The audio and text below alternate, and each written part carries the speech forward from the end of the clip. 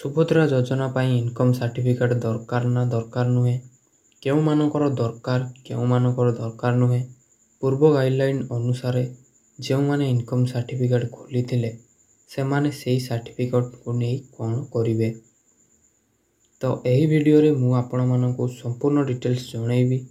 ଭିଡ଼ିଓକୁ ପ୍ରଥମରୁ ଶେଷ ପର୍ଯ୍ୟନ୍ତ ଦେଖୁଥାନ୍ତୁ। ସୁଭଦ୍ରା ପାଇଁ ଇନକମ୍ ସାର୍ଟିଫିକେଟ୍ର ଦରକାର ନାହିଁ, କେଉଁମାନଙ୍କର ଦରକାର ନାହିଁ। ଯେଉଁମାନଙ୍କର ରେସନ୍ କାର୍ଡ଼ ଥିବ ଏବଂ ଚାଉଳ ପାଉଥିବେ ସେହିମାନଙ୍କର ଇନକମ୍ ସାର୍ଟିଫିକେଟ୍ ଆବଶ୍ୟକ ପଡ଼ିବ ନାହିଁ। କେବଳ ଆଧାର କାର୍ଡ଼ ଦରକାର, ଯେଉଁଥିରେ ମୋବାଇଲ୍ ନମ୍ବର ଲିଙ୍କ୍ ଥିବ ଓ ବ୍ୟାଙ୍କ ପାସବହି ସାଙ୍ଗରେ ଲିଙ୍କ୍ ଥିବ। ଏବଂ ଯେଉଁମାନଙ୍କର ରେସନ୍ କାର୍ଡ଼ ନାହିଁ, ମୂଳରୁ ଚାଉଳ ପାଉନାହାନ୍ତି, ସେହିମାନଙ୍କର ଇନକମ୍ ସାର୍ଟିଫିକେଟ୍ ଦରକାର ହେବ ଓ ଯାହାଙ୍କର ବାର୍ଷିକ ଇନକମ୍ 2.5 ଲକ୍ଷରୁ କମ୍ ଥିବ।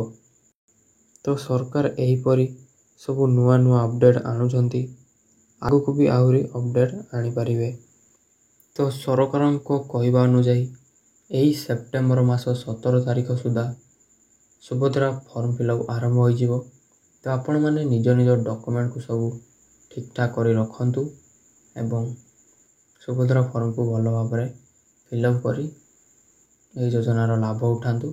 ବାର୍ଷିକ 10,000 ଲେଖା ଲାଭ ଉଠାନ୍ତୁ। ତ ଏହିପରି ନୂଆ ଅପଡ଼େଟ୍ ଜାଣିବା ପାଇଁ ଆମ ଚ୍ୟାନେଲକୁ ସବସ୍କ୍ରାଇବ୍ କରନ୍ତୁ ଏବଂ ଭିଡ଼ିଓଟି ଭଲ ଲାଗିଥିଲେ ଭିଡ଼ିଓ ଗୋଟେ ଲାଇକ୍ କରନ୍ତୁ।